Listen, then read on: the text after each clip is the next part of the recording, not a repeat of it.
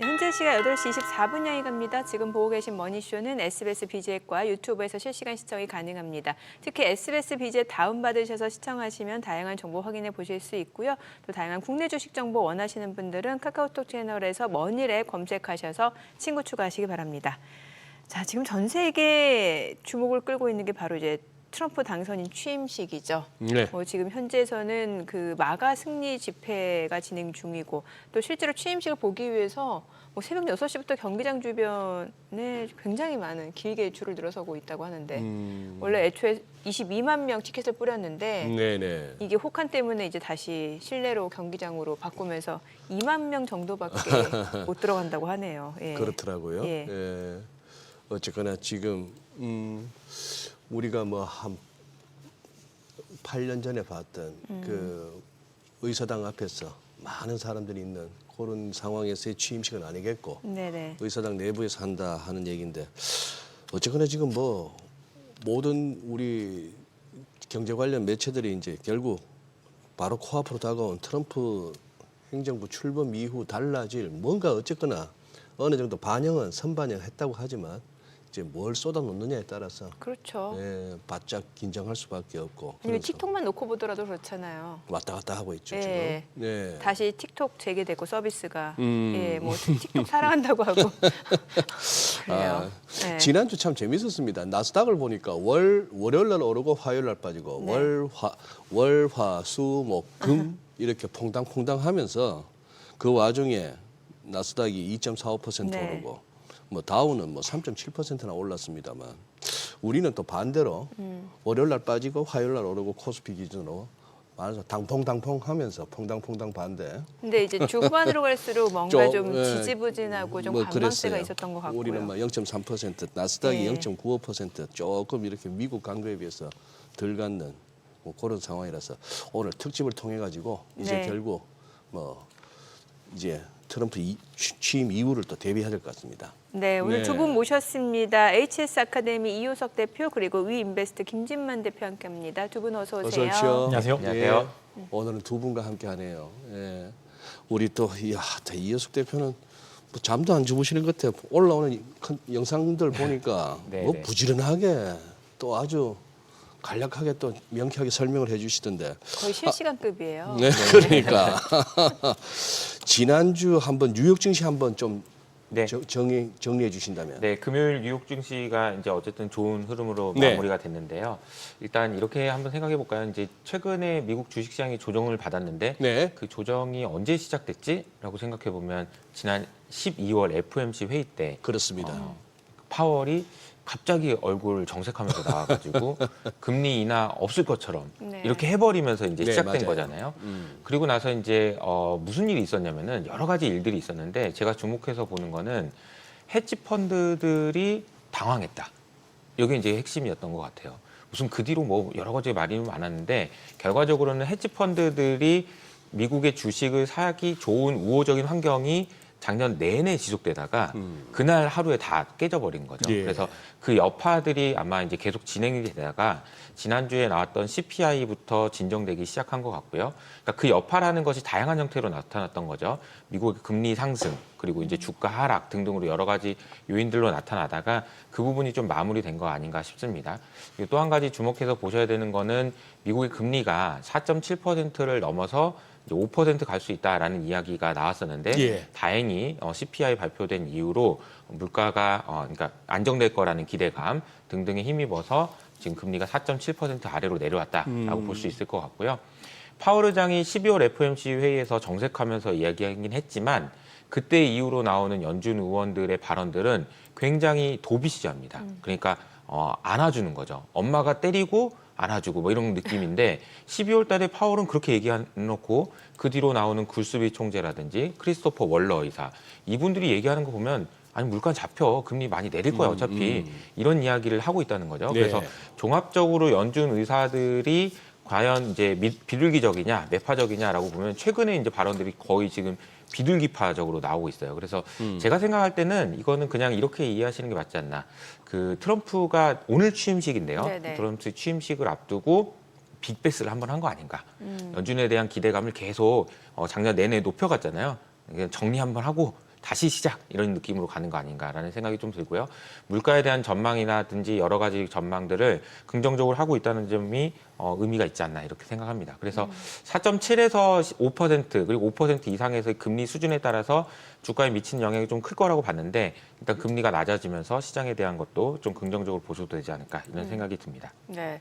주말에 일단 뭐 지금 3대 지수가 굉장히 강했잖아요. 그래서 트럼프 랠리가 좀 부활했다는 평가가 나오고 있는데 그렇게 보시나요? 보통 네. 취임 이후에 시장이 더 강했다면서요? 그렇죠. 이게 이제 2022년 10월 달부터 예. 시작된 강세장이에요. 예. 지금 이제 미국의 시장을 아까 말씀드렸던 작년 12월 달에 FOMC 회의 이후로 조정을 받았다.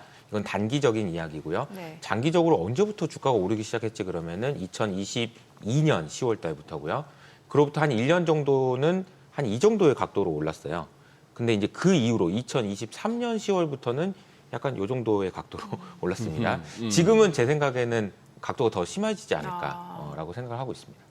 그러니까 오히려 이제 처음에는 그러니까 모든 강세장도 그렇고 약세장도 그렇고 처음에는 이게 오르는 게 맞나 그러다가 맞지 그러다가 마지막에는 맞아 이러면 빠질 때도 이게 빠지는 거 아닌 것 같은 좋은데 왜 빠지지 그러다가 빠지는 게 맞네라고 하다가 에이 이런 느낌으로 가잖아요.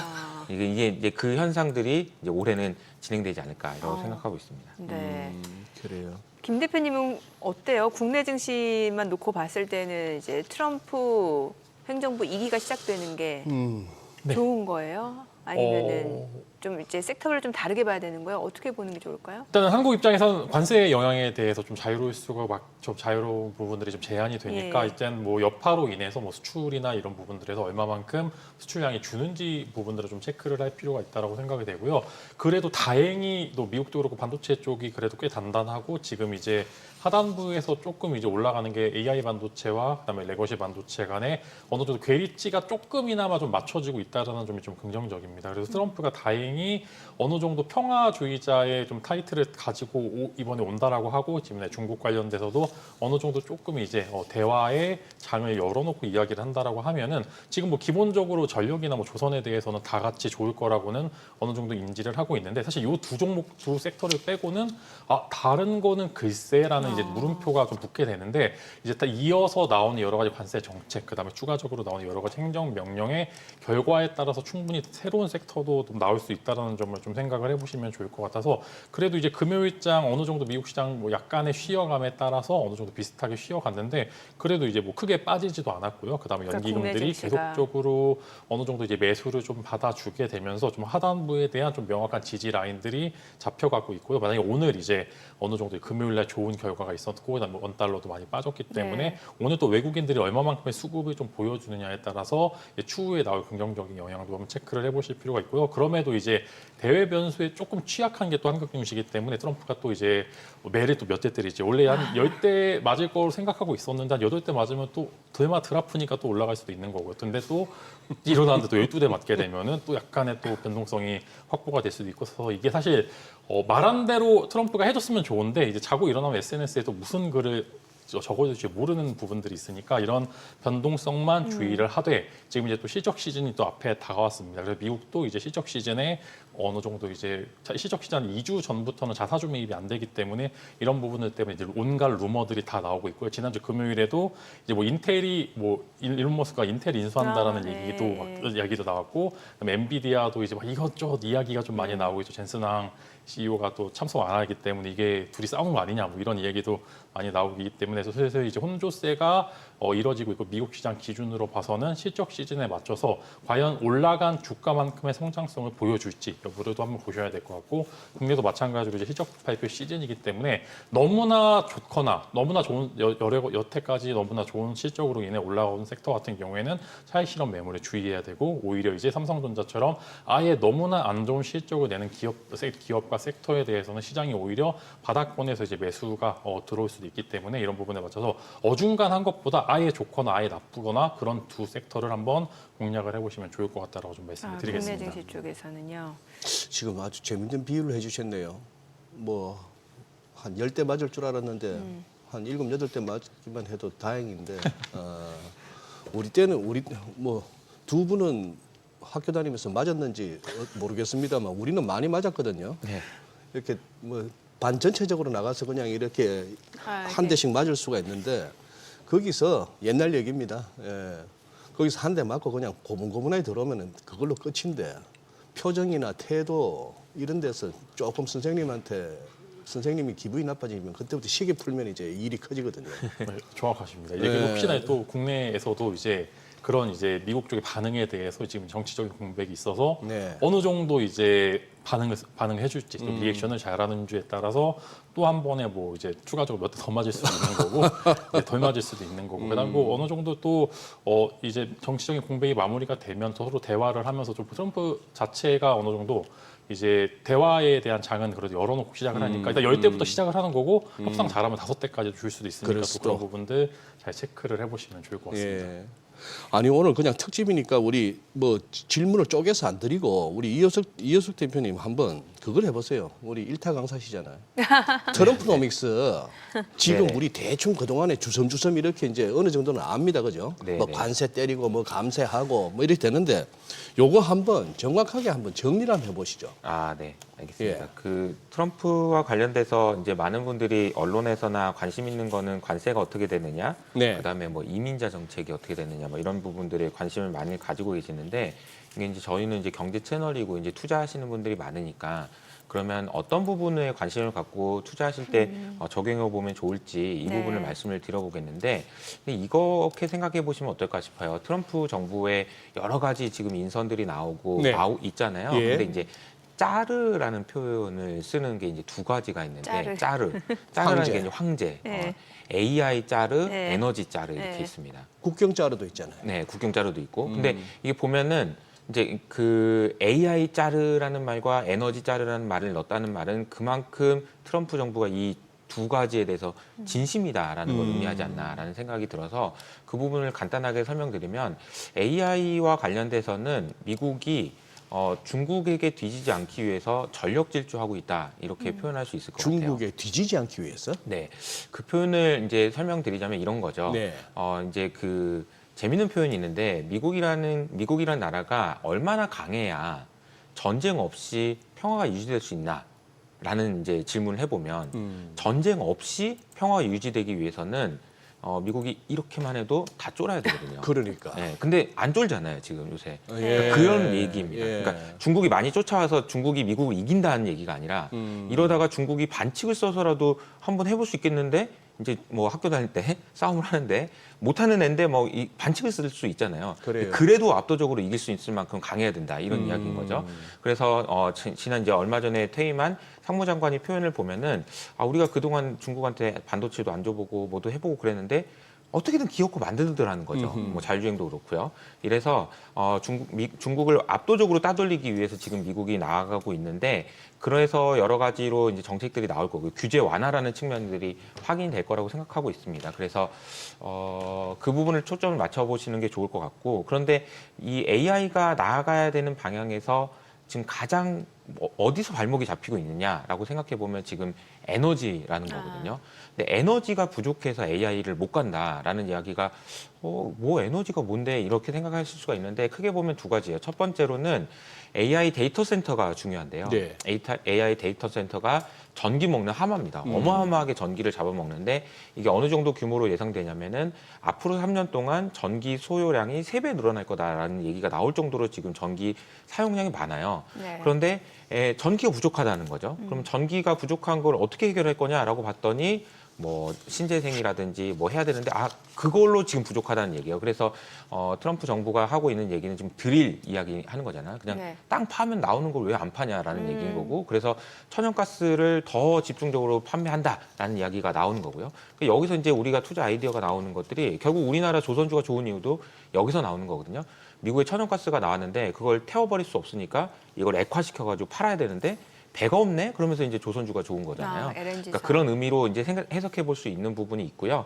그리고 에너지와 관련된 거는 이렇게 보시는 게 맞는 것 같아요. 앞으로 이제 미국 정부에서는 그 에너지와 관련된 부분 중에서 가장 지금 바틀렉이 또 뭐냐라고 생각해 보면 네네. 전력망이거든요. 전력망이 너무너무 부족하다는 거예요. 그래서 이번에 LA 산불도 그렇고 원래 노후했던 것도 그렇고 AI 데이터 센터 때문에도 그렇고 그러니까 이제 어제 AT&T 현대일렉도 미국에서의 생산 캐파를 50% 증가하겠다는 그런 발표를 했잖아요. 네. 그러니까 이거는 웬만한 수요가 확인되지 않으면 하기 어려운 그런 상황이라고 보시는 게 맞는 것 같습니다. 그래서 네. AI와 에너지라는 기준을 가지고 이제 투자 아이디어를 짜보시는 게 좋을 것 같다. 이렇게 말씀드리겠습니다. 그 에너지 쪽에서 이제 뭐 전력 그리고 전기, 전선 이쪽 말씀 주셨는데 또 그 소형 모듈 원전 SMR도 좀 생각해 볼 수 있는 게 사실 미증시 쪽에서 보면은 컨스텔레이션 에너지라든지 뉴스케일 파워 이게 아무래도 이제 전력 소비가 급증할 수밖에 없다 보니까 그 데이터 센터 근처에 소형 모듈 원전을 구축해야 된다 이런 논리에서 많이 움직였었잖아요. 맞습니다. 예. 그러니까 요거는 이 설명을 좀 드려보면 좋을 예. 것 같아요. 미국이라는 나라에 문제가 생겼을 때 미국은 어떤 식으로 그 문제를 해결하는가. 이거는 이렇게 생각하시면 됩니다. 그냥 그 기업한테 떼돈을 벌게 해줍니다. 아, 예, 그 기업에게 어마어마한 혜택을 줘버려요. 예. 그래서 그 기업이 해결할 수 있도록 돈을 벌어가지고 해결할 수 있도록. 이게 무슨 말이냐면요. 과거에 셰일 기업이 네. 이제 있었잖아요. 예. 셰일 오일을 파는 것이 구멍을 막 뚫는 것이 미국한테 유리한 상황이었어요. 그러니까 미국 셰일 기업한테 투자하는 모든 투자자들에게 세금을 면제해 줘 버립니다. 그러니까 돈들이 그쪽으로 쏟아져 들어가는 거죠. 그리고 셰일 기업들이 엄청난 폭리를 취하게 되고 그러면서 이제 이 문제가 해결되거든요. 질문 주셨던 게 전력 문제가 해결돼야 되는데 이 전력의 문제는 원전으로만도 안 되고요. 네. 화석 연료만으로도 안 되고 천연가스 다 해야 되는데요. 다. 그래서 이 기업들이 모두 돈을 많이 벌어야 됩니다. 예. 그래서 그것과 관련된 규제 완화라든지 이런 정책들이 쏟아질 거다. 이렇게 보시는 게 맞는 것 같습니다. 뭐 원전, 천연가스, LNG선 네. 다 이제 복합적으로 복합적으로 에너지 전환이 일어나야 되고 그리고 에너지가 없으면요. AI에서 승리할 수 없어요. 이거는 너무나도 명확한 그렇죠. 부분입니다. 예. 예. 제일 중요한 관세 관련해서는 뭐 첫날 뭐 행정 명령 많이 이렇게 발표될 걸로 한 거의 뭐 100개 정도를 예상할 정도인데 거기에서 우리 뭐 김진만 대표 표현으로는 많이 맞을 준비하고 있었는데 좀 적게 맞을 수도 있겠다. 뭐 혹시 그 가능성은? 네. 관세와 관련해서는 이제 트럼프가 뭐 가장 아름다운 단어다 이런 얘기를 했다고 아름다운 하잖아요. 단어다. 네. 근데 요거는 이 설명을 좀 드리면 좋을 것 같아요. 미국이라는 나라가 그동안 우리 전 세계를 대상으로 자유무역이라는 걸 했잖아요. 네. 그리고 자유무역을 하는 것이 모두에게 좋다라는 말을 했잖아요. 근데 이게 이제 미국은 이렇게 생각하는 것 같아요. 호의가 계속되면 권리인주한다. 아, 유명한 이제 그거는 영화 모든 인간 단어죠. 관계에서도 적용이 그쵸? 되죠. 그러니까 예. 이제 미국이 그거 내가 저 처음에 무슨 부당거래인가 하는 영화에 나오는 대사 영화에 아닌가? 나오는 단어죠. 맞아요. 그러니까 원래 자유무역이라는 게 네. 내가 니네들한테 그냥 공짜로 준 거야. 그냥 이게 호의였는데 이게 권리인 줄 아네? 이런 이제 미국의 생각을 하고 있는 거고요. 그 생각을 아주 투명하게 보여주는 게 관세라는 거죠. 그러니까 이제 트럼프가 관세가 아름답다고 하는 이유가 야, 우리가 안 줘도 되는 건데 그냥 공짜로 줬던 건데 내가 뺏겠다고 얘기하니까 니네들이 싫어하는데 아니야, 내가 관세를 통해서 니네들이 이게 공짜가 아니었다는 걸 알게 해줄게 라는 이제 이야기라고 보시면 될 것 같고요. 그래서 이제 아까 그 관세가 어느 정도 매겨질 거냐, 우리가 무서워서 겁먹었던 것보다 덜 할 거냐, 더 할 거냐는 또 중요하지만 앞으로 이 관세라는 이야기가 없어질 거냐라고 보면 계속될 거라고 보고요. 네. 이 자유무역은 사실상 이제 미국이 이거는 이제 더 이상 안 해도 될 것 같다라는 생각을 하고 있는 것 같습니다. 그 방향으로 간다라고 보시면 될 것 같고요. 그럼 우리가 이제 투자의 관점에서는 이 관세를 생각할 때 고민해 봐야 되는 건 이거잖아요. 네. 관세 때문에 물가가 올라가느냐. 근데 이 부분은 이렇게 생각해 보시면 좋을 것 같습니다. 관세 때문에 물가가 올라갈 거라는 전망은 그거는 공급자 입장인 거죠. 네. 공급자 입장에서는 관세를 붙이면은 가격을 올려야지 어떻게 라는 생각을 하겠지만 수요자 입장은 다릅니다. 그건 네 사정이고 이렇게 해버리고 안 먹으면 끝인 거거든요. 수요가 안 받쳐주면 그렇죠. 근데 그 뭐 가격이 올라가는데 비싼 걸 안 사 먹으면 끝인 거예요. 그래서 이 부분은 나누어서 생각해 볼 필요가 있고 크리스토퍼 월러 이사가 왜 물가에 대한 자신감을 보이냐라는 생각을 해보면 결국은 공급 사이드에서 물가 압력이 얼마나 크든 간에 안 사 먹으면 그만이라는 얘기예요. 그래서 미국의 지금 수요가 그렇게 탄탄한가라고 생각해 보면 물가가 문제가 돼서 미국 연준이 금리를 다시 올려야 될 만큼 탄탄하진 않다. 이렇게 생각할 수 있는 것 같아요. 그 이효석 대표님이 그 크리스토퍼 월러 물가에 대한 자신감을 드러냈다라는 그 부분에 대해서 소장님은 좀 다른 해석을 좀 하시는 거잖아요. 분명히 지금 친트럼프 발언을 했다라는 건 뭔가 그렇죠. 잘 보이려고. 계산돼. 잘 보이려고. 네, 그렇죠. 왜냐하면 그 논리가 너무 정반대로 바뀌었거든요. 갑자기 저도 아마 파월도 갑자기 바뀔 거라고 생각합니다. 갑자기 바뀌어요. 파월도? 네. 파월도 12월 달에는 일단 이제 빅베스를 해주고요. 네. 1월 달부터는 말 잘 들을게요. 이렇게 하지 않을까. 그만큼 트럼프 당선인 이제 대통령이죠. 그 강력한 지도자라는 거에 또 방증이기도 하네요. 네, 그렇습니다. 국내 증시 좀 여쭤볼게요. 네. 그 사실 이제 올해 들어서 보니까 코스피가 2,400에서 시작해서 지금 이제 3주 됐죠? 2,520선까지 올라왔습니다. 생각보다 괜찮았단 말이죠. 이제 앞으로가 중요할 것 같은데 어떨까요?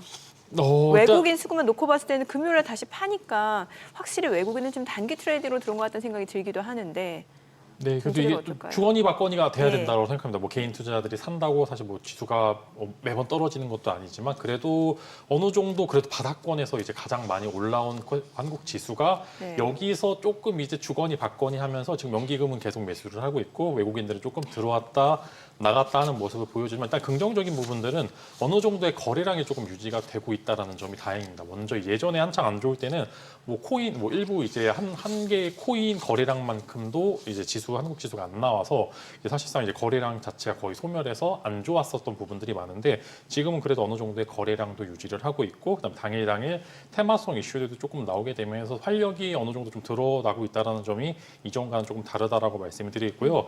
이제 뭐 차트의 관점에서도 봐도 이제 수급의 관점에서도 봐도 지금 조금의 상승세만 나오게 된다라고 하면은 뭐 2,600이나 혹은 이제 코스닥도 뭐 800 위로는 충분히 뭐 이동할 수 있을 만한 그런 라인들이 갖춰지고 있다라고 생각을 하고 있습니다. 그래서 이제 오히려 너무 안 좋았었기 때문에 그런 반사 수혜까지 같이 좀 얻게 되고 있고요. 그다음에 외국 글로벌 펀드들도 지금 한국 지수에 대해서 그래도 관심을 갖는 부분들이 수혜를 받는 섹터가 명확하고요. 그다음에 언젠가는 더 올라가겠지라는 그런 이제 귀소 본능에 대한 삼성전자에 대한 관점도 좀 명확하다 보니까 그래도 이제 한국 지수에 대한 매력도 굉장히 좀 좋다라고 생각을 하고 있고 당일당일 나오는 테마 그다음에 이제 트럼프가 뭐 방한을 하든지 혹은 이제 방북을 하든지 이런 이슈에 따라서 선물 보따리를 분명히 챙겨올 겁니다. 서로 이제 정치적인 부분들을 가미를 한다 하더라도 주거니 받거니 한국에서는 이제 뭐 방위비를 조금 더 가져간다고 하고 조선을 내주는 그런 이제 추가적인 코멘트를 하게 됨으로써 아무래도 이제 테마주와 주도 섹터가 어느 정도 보인다라는 점이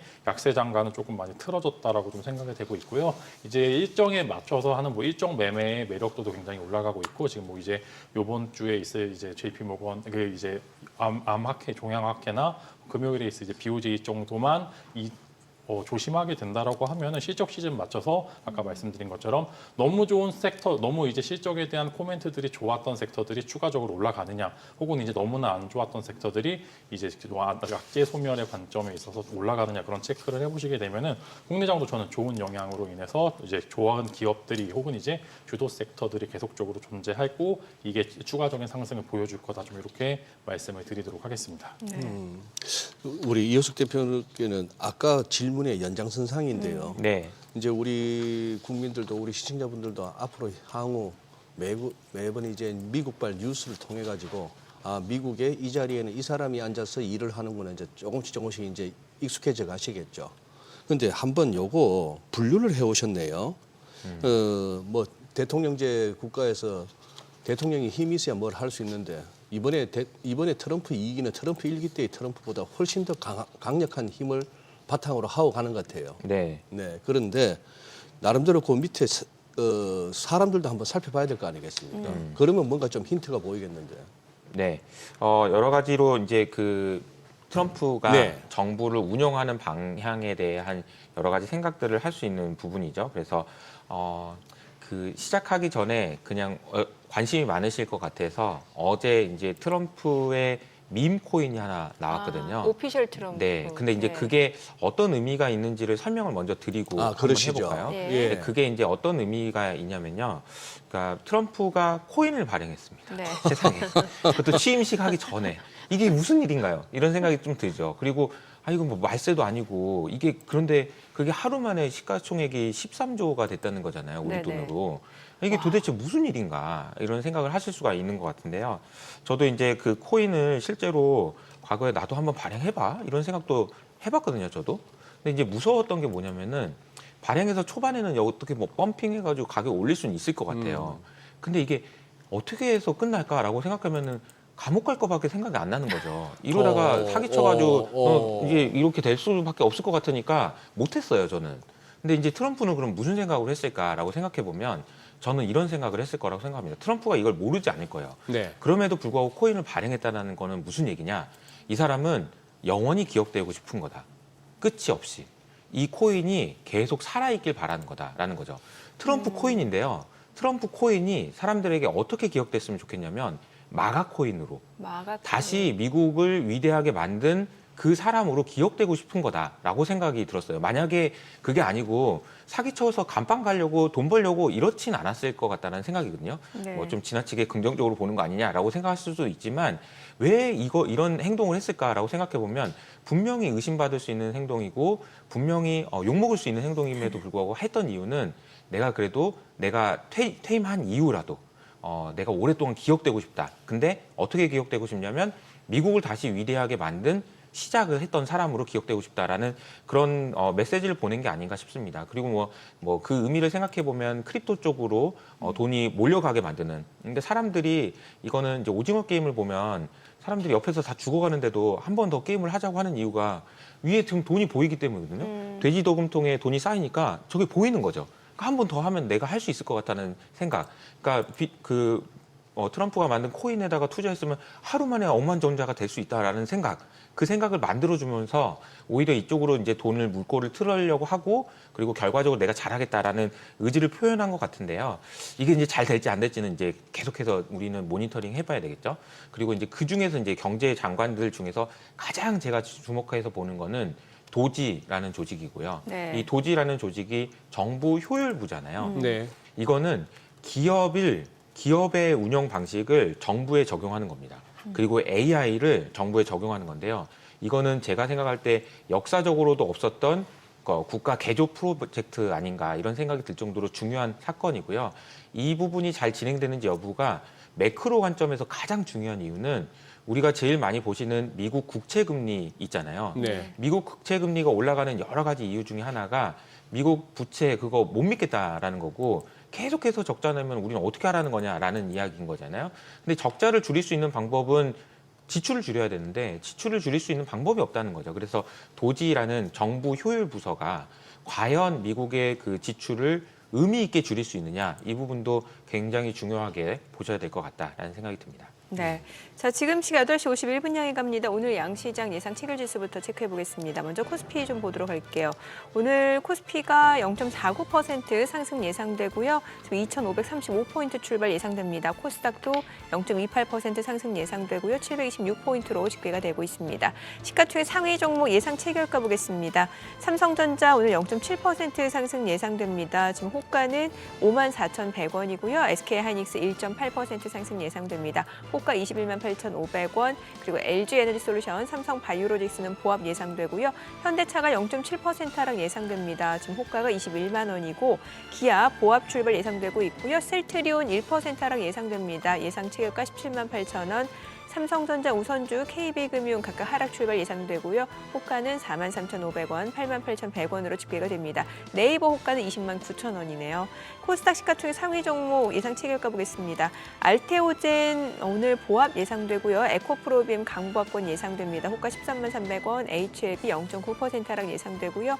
예상 체결가 7만 7,200원, 에코프로 보합 예상되고 레인보우 로보틱스가 1.3% 상승 예상됩니다. 지금 호가는 26만 5천원으로 집계가 되고 있고요. 이미 지난 목요일, 금요일 2거래일 연속 좀 강세 흐름을 보여줬고 오늘 추가적으로 좀 상승이 예상되고 있는 레인보우 로보틱스고 리가캠바이오는 보합 예상됩니다. 삼천당제약 오늘 1% 강세가 예상되고 호가는 17만 1,000원으로 집계가 되고 있고요. 클래시스 0.7% 하락 예상됩니다. 호가 5만 1,800원, 휴젤 보합 예상되고 리노공업이 0.7% 하락이 예상됩니다. 자, 이제 개장까지 지금 한 6분여가량 남았는데 한 7분여가량 남았죠. 오늘 양시장 좀 상승 출발 예상되는데 글쎄 오늘도 뭐 어떤 섹터가 또 치고 나갈지 사실 지난 주말에 뉴욕 증시에서 보면 다시 한번 기술주들이 힘을 내주는 모습이었고 특히 필라델피아 반도체 지수 좋았잖아요. 네. 그러니까 오늘은 또 국내 증시는 어떤 섹터가 또 강할지 좀 기대가 그러니까요. 되네요. 뭐 아까 지난주 뉴욕 증시 흐름을 뭐 퐁당퐁당이라고 묘사를 네. 했습니다만 목요일만 하더라도 M7 종목이 다 그냥 급락의 양상을 보였는데 또 하루 지나서 다시 또 올라가죠. 금요일 날은 또 다 튀어 예. 오르면서 그런 상황이었죠.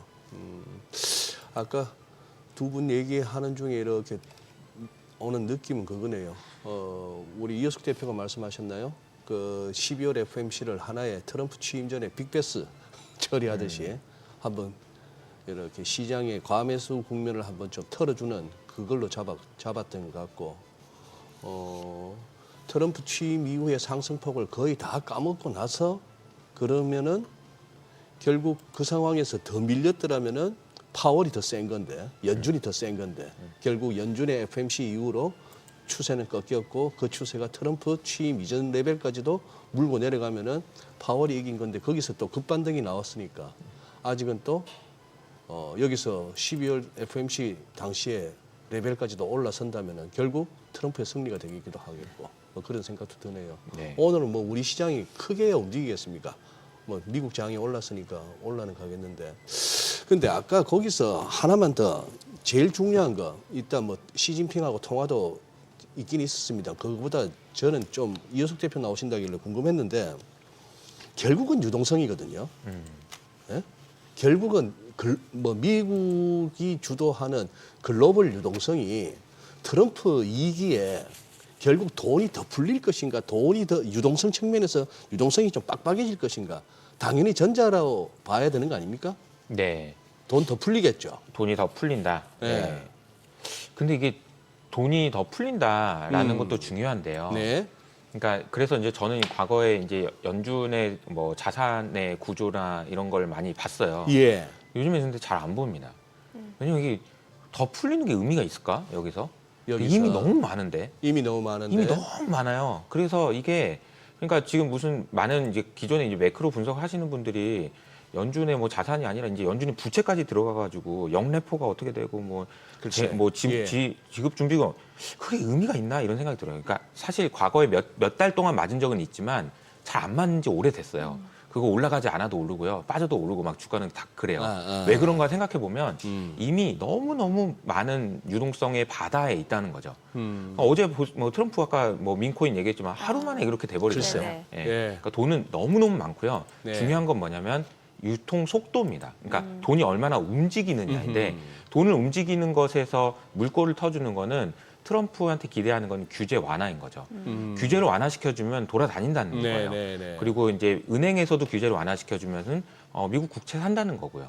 그러니까 그 부분을 초점을 맞춰야 되지 않을까라고 생각합니다. 돈의 양이 아니고 유통 속도, 그리고 사람들의 심리, 투자 심리 이런 부분들을 어떻게 매니지할 것인가. 그거는 결국 규제로 해결한다 이렇게 보시는 게 맞죠. 지금 초과 지준으로 쌓여 있는 법정 이만큼 지불 준비금으로 준비하세요 보다도 더 필요 이상으로 쌓아두는 게 초과 지준 아닙니까? 네네네. 그게 어쨌거나 양적 완화 이후에 같이 막 늘었고 그렇죠. 영래포도 늘었고 영래포는 네. 거의 이제 뭐 원위치 하다시피 했지만 이 초과 지준이 줄어들면 초과 지준 이게 논리가 맞나요? 은행이 대출을 갑자기 늘리면은 네. 그래도 초과 지준은 그대로 유지되나요? 근데 이제 초과 지준이라는 말이 네. 이제 과거에는 있었는데 그때 이제 그 코로나 때 없어졌어요. 아 그래요? 왜냐하면 지준을 해야 되는 게 없었거든요. 꼭 맡겨놔야 되는 그런 게 이제 없어졌습니다. 그래서 그냥 지준만 있어요. 지준만 어차피 있어요? 늘 있습니다. 늘 많아요. 있어요. 네. 근데 이게 뭐 GDP 대비 이런 거는 그냥 논문 중에 하나일 뿐이고 그게 이론이 아니에요. 그는 그게 충분히 많다. 충분히 저는 많다? 충분히 많다. MMF에 7조 달러가 있다. 그럼 어떻게 할 거냐 그 돈이. 그래서 이제 충분히 많다. 그 이렇게 보시면 맞습니다. 돈이 더 많아지고 안 많아지고는 더 찍어내는 것보다 결국은 기존에 풍부한 돈이 얼마나 빨리 돌아다니느냐 이거네요. 그렇죠. 그런데 여기서 핵심은 규제를 완화해 줄 거라는 거죠.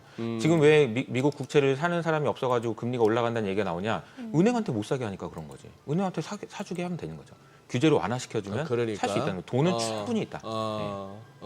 네. 예. 아니 그 유동성 말씀하셨으니까 이거 좀 여쭤보고 싶은데 사실 그 암호화폐 네. 비트코인을 이제 트럼프는 전략적 자산으로 비축하겠다라는 거잖아요. 네네.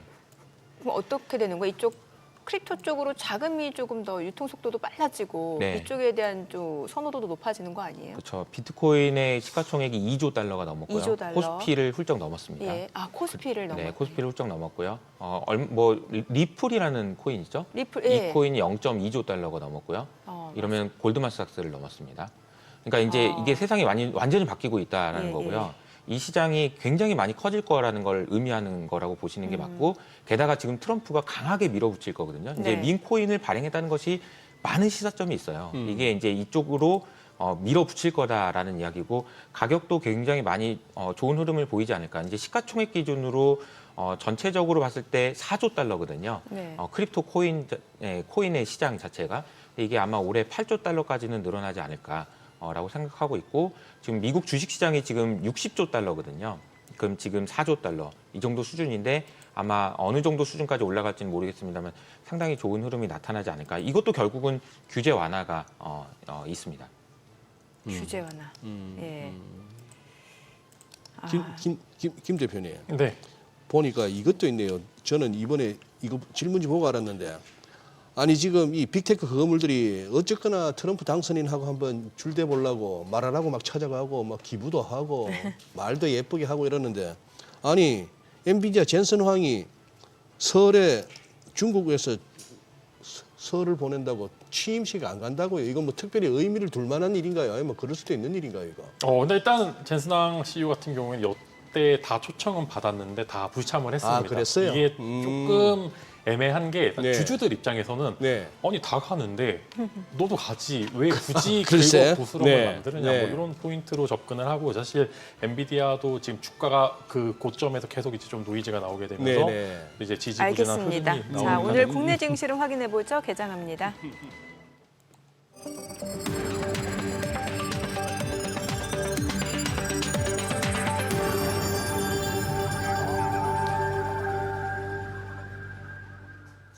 네, 1월 20일 월요일 국내 증시 개장했습니다. 이제 오늘 밤, 우리 시간으로 오늘 밤 이제 새벽이죠. 트럼프 당선인 취임식이 있게 됩니다. 그에 앞서서 뭐 지금 마가 승리 집회가 한창 진행 중이고 또 트럼프 당선인의 연설도 있었고 뭐 관련해서 여러 가지 이슈들이 나오고 있는 상황이고 그 전에 이제 미증시 같은 경우 3대 지수 트럼프 랠리를 다시 한번 보여주는 듯한 모습이었습니다. 많이 올랐습니다. 또 필라델피아 반도체 지수도 많이 올랐죠. 오늘 국내 증시 어떤 출발 나타내는지 지수부터 체크해 보겠습니다.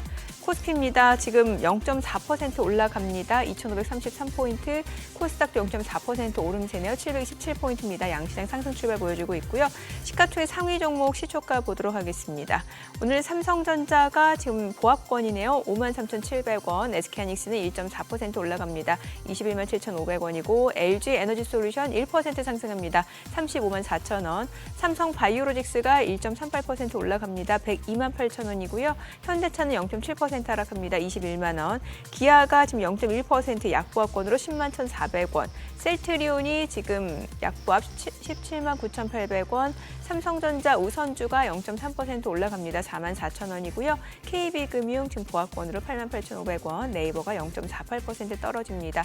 20만 8,000원에 거래되고 있습니다. 코스닥 시가총액 상위 종목 시초가도 보도록 하겠습니다. 오늘 알테오젠이 1% 올라갑니다. 지금 반등 보여주고 있는데 31만 1,000원이고요. 에코프로비엠이 2% 이상 올라갑니다. 13만 3,100원 선에서 움직임 이어지고 있고요. 또 HLB는 지금 강보합으로 7만 8,000원, 에코프로가 1.6% 올라갑니다. 6만 3,300원이고요. 레인보우 로보틱스가 1% 올라가면서 사흘 연속 강세 흐름 보여줍니다. 26만 4,000원. 그리고 리가켄바이오는 0.6% 떨어집니다. 12만 700원이고요. 지금 리가켄바이오는 이렇고 삼천당제약이 지금 강보합권으로 16만 8,900원이고 클래시스가 1.7% 하락합니다. 5만 1,300원. 엔캠이 오늘 강세 보여줍니다. 3.7% 올라가면서 15만 4,600원에 거래되고 있습니다. 하루 만에 반등 보여주고 있고요. 리노공업은 지금 1% 떨어집니다. 25만 원에 거래되고 있습니다. 오늘 시장에서 특징을 보여주고 있는 섹터 종목들 좀 체크를 해보도록 하겠습니다. 오늘 장에서는 뭐 유리기판 관련주, 원전 관련주들 움직임 좋습니다. 유리기판 쪽에서는 지금 캠트로닉스가 5% 강세를 보여줍니다. 19,930원이고요. SKC도 2.69% 상승합니다. 17만 9,200원. JNTC 5.8% 올라갑니다. 23,500원이고요. 필옵틱스 그리고 HB테크놀로지도 1% 안팎으로 강세를 보여주고 있습니다. YC캠도 1.8% 올라가고 있는 상황이고 주성 엔지니어링도 지금 상승하면서 35,050원에 거래되고 있습니다. 자, 그리고 원전 관련주 내에서는 지금 우진이 3% 올라갑니다. 7,720원이고요. 우리기술도 1.7% 올라가고 있는 상황이고요. 또 두산에너빌리티도 1% 이상 올라갑니다. 22,000원. G2파워도 2% 상승으로 8,420원에 거래되고 있습니다. 금양 그린파워도 2% 상승 보여주고 있는 상황이고요.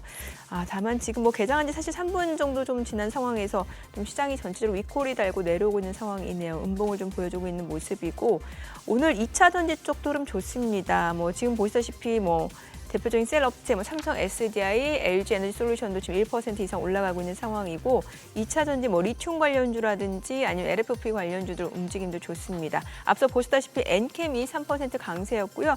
미래나노텍 그리고 에코프로, 포스코퓨처엠도 각각 2% 가까이 올라갑니다. 에코프로가 63,500원, 포스코퓨처엠도 지금 152,800원에 거래되고 있는 모습이고 LNF도 2.8% 강세고 금양도 9% 넘게 올라갑니다. 21,950원 그리고 그 밖에 천보, 코스모화학도 지금 1% 이상 상승을 보여주고 있는 모습입니다.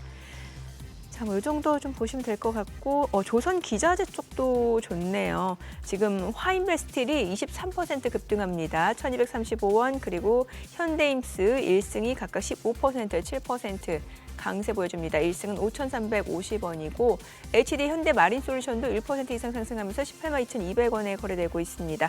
그 밖에 오리엔탈 전공 태광도 지금 3%에서 2% 상승 보여주고 있는 모습입니다. 성광밴드도 0.6% 올라가네요. 지금 시각 9시 5분 향해 갑니다. 수급 상황 좀 체크해 보겠습니다. 오늘 유가증권 시장에서 개인 투자자 순매수 보여줍니다. 지금 606억 원 매수 우위고요. 806억 원이네요. 지금 외국인과 기관은 각각 677억 원, 134억 원 매도 우위. 코스닥에서도 개인 투자자 홀로 순매수입니다. 206억 원 매수 우위, 외국인과 기관은 각각 192억 원, 19억 원 매도 우위를 나타내고 있습니다. 환율 체크해 보겠습니다. 달러 환율입니다. 정비적 마감 대비로는 1원 70전 상승한 1,460원에 개장이 됐습니다. 김 대표님, 앞서 저희 했던 얘기 마무리 짓고 오늘 시장 개장 상황 좀 짚어볼까요? 네, 일단 엔비디아 CEO 네. 같은 경우에는 원래 이제 좀 정치적인 성향을 잘 안 드러내는 스타일이기도 네. 하고 이제 춘절을 조금 이제 중요시 여기는 좀 대만계 미국인이다 보니까 조금 그런 부분들에 있어서 원래 갔었던 부분들을 이어서 간 건데 조금 주가가 지지부진한 상황이기도 하고 다른 이 빅테크 기업들의 회장들 특히 이제 머스크도 그렇고 이제 주커버거도 그렇고 조금 주되려고 바쁜 상황에서 저기 가니까 주주들 입장에서는 조금 이제 속이 좀 터지는 상황이죠. 기왕 안 가는 것보다 가는 게 기본은 해야 되는 그런 상황인데 그럼에도 조금 이제 가버리니까 이제 주주들 입장에서 좀 속이 타는 그런 상황이기도 하고 좀 이제 최근에 바이든 정부가 계속적으로 이제 반도체 규제를 좀 중국 쪽에서 하는 부분들이 있어서 기분이 나빴다라는 이야기도 들리고 있지만 그래도 원래는 원칙상은 이런 부분들이 30년간 지속된 엔비디아의 어느 정도 보여주는 정치적인 스탠스인데 지금 상황이다 보니까 다들 주되기 바쁜데 안 하니까 좀 아쉬워서 하는 소리다라고 생각이 드는데 또 이게 어떻게 돌아올지는 좀 여부는 좀 알 수가 없습니다만 그럼에도 조금 아쉬운 부분들이 있다라고 말씀을 드리면서 국내 기업도 가시는 이제 기업에 대해서는 국내에서도 테마성 이슈로도 많이 오르는 부분들이 있기 때문에 일단은 젠스당 CEO가 안 가는 부분들에 있어서는 원래 그런 사람이기 때문에 크게 의미를 두진 않으나 주가상으로 혹시나 밀렸을 때 괜히 욕먹을 가능성은 충분히 있다. 이 정도로 좀 파악을 해보시면 좋을 것 같습니다. 연장해서 지금 오늘 아무래도 이제 트럼프 취임 2기를 앞두고 이제 특집이다 보니까 우리 김진만 대표님 지금 우리 시장에서 그렇게 얘기하잖아요. 트럼프 2기 가면 조선 좋을 것 같고 첫 통화가 한국 좀 도와주세요였잖아요. 그죠? 네. 조선 좋을 것 같고 또 조선 너무 잘 가고 있고 방산 또 전력 쪽 AI 다 그렇게 얘기합니다만 궁금한 거는 여기 반도체하고 배터리 쪽은 트럼프 2기에 우리한테 어떻게 될 것인가 하는 거하고 또 하나 제1감은 그거였잖아요. 저기 신재생은 안 좋을 것 같다 했는데 오히려 지금 중국하고 이렇게 뭔가 트러블이 생기면 우리 쪽에서 오히려 태양광이라든지 이런 쪽에서 반사 이익을 얻을 수도 있다. 이런 등등이 있는데 소위 말해서 트럼프 2기 수혜주 그 중에서 제가 궁금한 거 반도체 배터리 그리고 태양광 네. 이쪽은 어떻게 보세요? 일단은 반도체 같은 경우에는 미국에서 생산하는 그런 여러 가지 자원들에 대해서는 밀어줄 생각은 있습니다만 그럼에도 공장이 외국계에 있는 TSMC나 삼성 같은 경우에는 그래도 국내 투자를 이제 미국 쪽 내에서 계속적으로 투자를 집행하면은 보조금 자체가 줄 수는 없습니다. 왜냐하면 기업들이 투자를 하려면 어느 정도 당근도 주어줘야 되는 상황인데 그럼에도 이전만큼 바이든 정부만큼 적극적으로 대처하지 않고 수요에 맞춰서 하는 정도로 생각을 해보시면 좋을 것 같고요. 어느 정도 이제 트럼프 대통령 집권 이후의 시기가 주가가 좀 반영이 되는 부분들이 있습니다. 어느 정도 축소에 대한 영향을 반영된 부분들이 있다. 여기서 아까 이제 말씀드린 것처럼 더 주면 좋고 더 안 준다 하더라도 뭐 투자를 집행 안 하면 되는 부분들이 있습니다. 네. 이미 어느 정도 과투자인 상황입니다. 삼성전자도 그렇고 하이닉스도 그렇고 삼성전자는 너무나 과투자인 상황이고 하이닉스는 조금 덜 투자하는 그런 상황이기 때문에 스탠스 상황에 맞춰서 조금 이제 왔다 갔다 하는 그런 상황이 있을 것으로 전망이 되고요. 지금 이제 2차 전지 배터리 쪽 이제 궁금하셔서 이제 제가 대답을 드리면은 일단 배터리 업계 자체가 지금 그리 좋진 않습니다. 뭐 CATL도 마찬가지로 지금 초격차 전략을 서로 하고는 있습니다만 전체적인 수요 자체가 좀 둔화가 되는 부분들이 있습니다. 그래서 ESS라는 뭐 새로운 시장에서 얼마만큼의 성장성을 보여주지 않는 이상 추가적인 산업 자체가 조금 내려오는 부분들이 또 있고요. LG 에너지 솔루션 같은 경우 이번에 실적 발표했는데 너무나 안 좋았죠. 이미 업황 자체가 꺾인 상황에서 추가적으로 보조금을 줄 만한 여러 가지 이슈들이 좀 제한이 되고 이미 집행한 투자 정도로만 마무리가 된다라고 하면은 이제 경쟁력을 보여줘야지 보조금 없이 2차 전지 쪽에서 얼마만큼의 경쟁력, 그다음에 시장 파이에서 CATL의 점유율을 가져오는지 여부가 좀 중요할 것으로 생각이 되고요. 그러니까 2차 전지 쪽은 유럽향이 얼마만큼 매출이 나오는지 중요합니다. 지금 이제 원래는 유럽이 중국 쪽과 좀 협업을 많이 하면서 CATL이 유럽 쪽 매출이 많이 나오는데 이게 최근에 많이 틀어졌습니다. 중국과 유럽 간의 사이가 많이 틀어지게 되면서 제한이 된다라고 하면 국내 업체들이 얼마만큼 수혜를 받으면서 올라가는지 헝가리 쪽에 공장들이 많이 들어서 있는데 그쪽에서 얼마만큼 성장성을 보여주는지 여부가 좀 중요하다라고 말씀을 드리겠고요. 태양광 같은 경우에는 신재생이 보통 일반적으로 두 가지로 나누게 되죠. 태양광과 풍력 이야기가 나오는데 풍력은 트럼프가 못을 박아버렸습니다. 트럼프 풍력 안 좋아한다.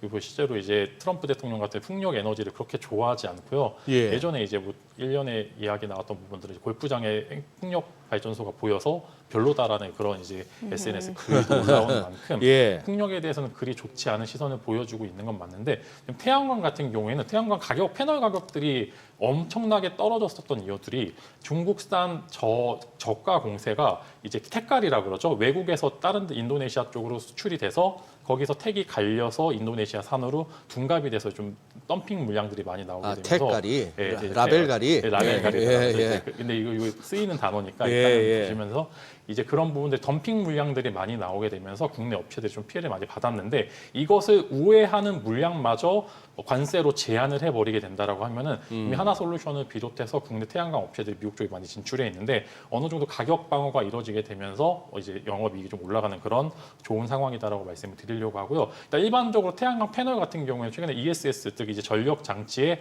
보조적인 전기원으로 수요가 꽤나 많이 늘어나고 있는 것도 사실이기 때문에 이런 포인트에 맞춰서 지켜보시면 좋을 것 같고 국내 태양광 업체 같은 경우에 국내에 있는 여러 가지 정책적인 모멘텀에 더불어서 미국 이제 주택 경기에도 꽤나 영향을 많이 받는 것도 태양광 패널이고 그런 부분들이 조금 개선이 된다라고 가정을 하게 되면은 조금 이제 추가적인 상승세 그다음에 정책적인 모멘텀까지 같이 집중이 되면서 하나솔루션 같은 경우에는 지금 영업 적자들이 지속이 되는데 이게 어느 정도 반등에 성공하는지 여부에 따라서 주가 상승도 충분히 가능할 것으로 보이기 때문에 반도체와 2차 전지 같은 경우는 지금 현재 중립 의견을 좀 제시를 드리면 좋을 것 같고 태양광은 이제 반등을 기다리면서 추가적인 상승세는 보여줄 것으로 전망이 됩니다. 반도체는 여러 가지 정책적인 부분들보다는 국내의 정책적인 정책 부분들 플러스 수요가 어느 정도 늘어나는지 그다음에 중국산 덤핑 물량에 국내 업체들이 얼마만큼 대응하는지 여부가 중요하다라고 좀 생각을 해보시면 좋을 것 같습니다. 네, 저는 이제 이유숙 대표님한테 여쭤보고 싶은 게 어찌됐건 이제 트럼프 당선인 취임식 앞두고 있는 상황이다 보니까 또 인물별로도 좀 봐야 되는 게 뭐 앞서 도지 수장이 이제 일론 머스크고 그리고 이제 재무장관은 스캇 베센트고 또 이제 무역 쪽과 관련해서 뭐 피터 나바로 아니면 또 제이미슨 그리어 이런 인물별로 어떤 성향인지에 따라서도 저희가 좀 예상을 해봐야 되는 거잖아요. 네네. 그 앞서 이제 말씀하신 대로 그 도지의 수장인 일론 머스크. 근데 이게 이제 일론 머스크가 정부에 이렇게 들어갔다는 게 어떤 의미가 있을지를 좀 한번 생각을 해보면요. 이제 과거에는 이제 이런 이야기 많이 있었죠. 회전문 인사라고 해가지고 네. 그 정부로 들어가는 사람들이 골드만삭스로 들어갔다가 다시 나오고 그래서 골드만삭스 출신이 많다라는 이야기를 좀 많이 했었고요. 두 번째로는 바이든 정부 들어서면서부터는 블랙락 출신들이 많이 들어간다는 이런 이야기가 있었고요. 예. 그리고 이번에는 네. 테크 쪽에서 많이 들어간다는 얘기가 테크. 나오잖아요. 네. 근데 이게 사실 어떻게 보면은 미국 내에서 권력이 이동되고 있는 거다라고 생각할 수도 있는 것 같아요. 그러니까 금융 권력에서 테크 권력으로 이동되고 있다라는 걸 알 수 있는 거고요. 과거에 보면은 이게 이제 어떤 식으로 해석을 할 수 있냐면 그 미국이 2008년 이후로 주가가 많이 올랐어요. 그렇죠? 주가 많이 올랐는데 어디가 많이 올랐나 그러면 M7이 많이 올랐어요. 그렇죠. 근데 M7이 얼마나 올랐나 보면은 M7의 시가총액이 2008년만 해도 1조 달러가 안 됐습니다. 그럼 지금 15년 지난 이후로 지금 거의 20조 달러 가까이 되거든요. 그러니까 이게 지금 20배 올랐다 그런 정도의 수준이 아니고 그냥 증가한 규모가 19조 달러고요. 이거는 중국의 GDP를 넘어서는 수준이에요. 그러니까 이렇게 생각을 해보면 어떤 한 기업들, 7개의 기업들, 빅테크 기업들의 가치를 그만큼 인정해주고 있다는 거죠. 전 세계적으로. 그리고 그 가치를 인정받은 사람들의 권력이 그만큼 커졌다라는 걸 의미하고 이제는 이 테크가 미국 정부에 들어간다라는 것이 상징적으로 보여주는 게 이제 도지와 같은 일들이라고 보시면 되겠습니다. 그리고 베센트 장관 같은 경우에도 베센트 장관은 딱 이렇게 얘기할 수 있을 것 같아요. 나는 이 게임을 해봤습니다. 무슨 얘기냐? 미국 그 베센트는 소로스와 함께 영국을 공격했던 사람이란 말이에요. 네네. 영국을 어떻게 공격했냐면은 쟤네들 재무 상태 저렇게 하면 안 되는데 그러면은 그 파운드와 공격해가지고 내가 먹을 수 있다라고 해서 공격해서 성공해본 경험이 있다는 거죠. 그 얘기는 무슨 얘기냐면 미국은 그렇게 안 만들 수 있는 경험이 있다는 얘기입니다. 그래서 당장 하는 얘기가 우리는 디폴트 없다라고 단언해버리잖아요. 그러니까 그 부분을 보면은 미국 정부를 이끌어가는 그런 수장들이 상당히 견조하게 실력 중심으로 이렇게 구성이 돼 있다라고 볼 수 있는 것 같습니다. 진짜 뭐 베센트 재무장관만 하더라도 저기도 참 라떼는 하면서 할 얘기 많겠다, 그죠? 그렇죠. 네. 영국이 어떻게 망했는지 아니 뭐 이러면서. 너 아니부터 네. 해가지고.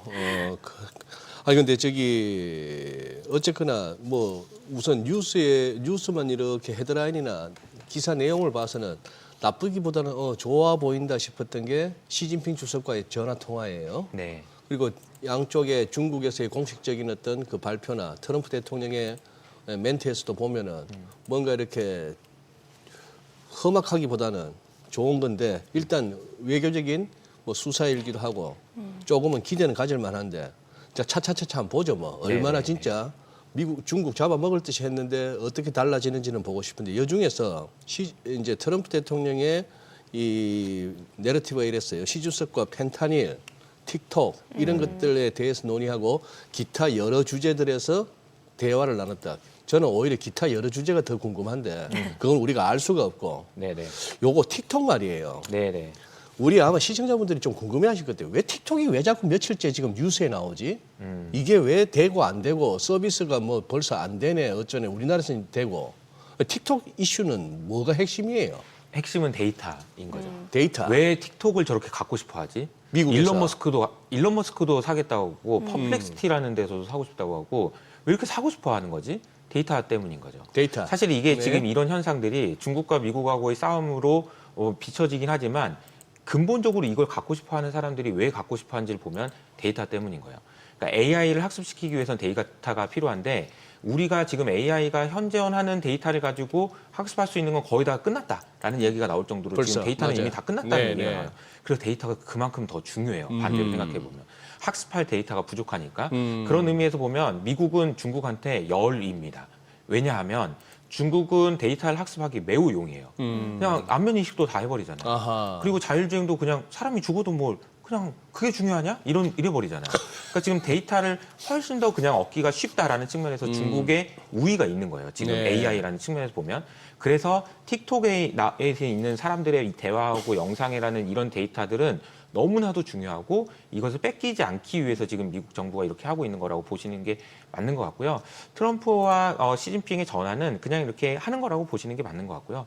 뭐 전화한다고 해서 화해하고 뭐 이런 거를 기대하시기보다는 전면전이 지금 벌어지고 있습니다. 그래서 중국에서는 이제 초한전이라고 얘기하잖아요. 그러니까 초월했다, 전쟁의 범위를 초월했다라는 얘기가 나올 정도로 한계를 초월했다는 의미의 네. 모든 범위를 해서 지금 전쟁이 진행되고 있다라고 보시는 게 맞지 않나라고 생각합니다. 네, 좀 다른 얘기일 수는 있겠습니다만 데이터가 굉장히 중요해지다 보니까 그래서 사실 미국에서 팔란티어 테크가 아마도 주가에 그런 부분이 좀 반영된 게 아닌가라는 생각이 들어요, 사실은. 그렇죠. 팔란티어는 아마 이제 도지에서도 정말 네. 많은 일을 할 것 같고요. 네. 예, 그래서 올해 진짜 많이 기대가 되는 그런 기업이긴 하죠. 네. 네.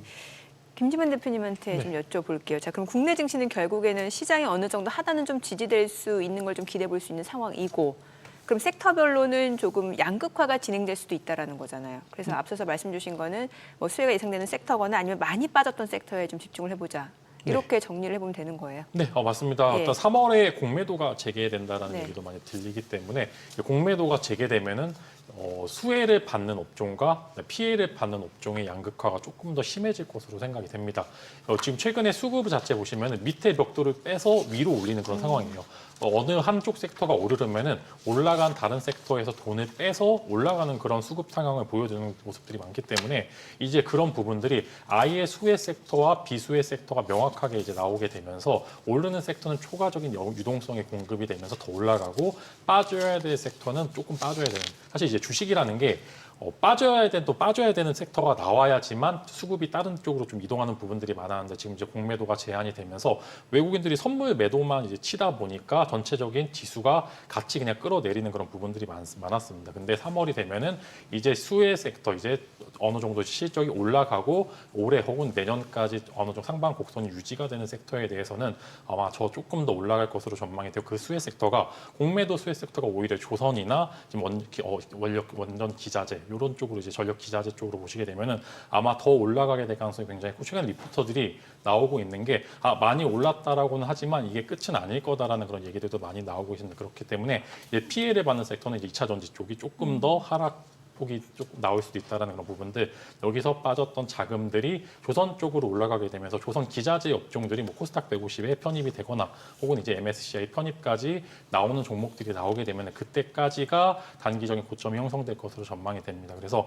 조선 기자재 업종들도 바닥권에서 많이 올라가고 있는데 이런 기업들이 지수 편입이 된다는 그런 이야기가 들릴 때가 단기 고점 형성 가능성이 훨씬 더 크기 때문에 조금 더 지켜보시면 좋을 것 같고 아마 2차 전지 업종들은 아마 코스피 200이나 코스닥 150에서 조금 많이 빠지는 업종들이 보일 것으로 전망이 되기 때문에 국내 증시는 이제 조금 시작하는 것 같습니다. 이제 많은 우여곡절을 겪고서 나는 그런 상황이기 때문에 올라가게 된다라고 하면은 혹여나 지수가 지지부진한다 하더라도 스탠버가 나오는 종목들 이제 작년에 알테오진처럼 지수는 안 좋지만 그럼에도 올라가는 섹터는 명확하게 답지가 보일 거다. 좀 이렇게 말씀을 드리도록 하겠습니다. 네, 오늘 내용 잘 들었습니다. 고맙습니다. 네, 네, 고맙습니다. 감사합니다. 네, 오늘 들으신 내용과 관련해서 더 다양한 정보 원하시는 분들은 카카오톡 채널에서 머니랩 검색하셔서 친구 추가하시기 바랍니다.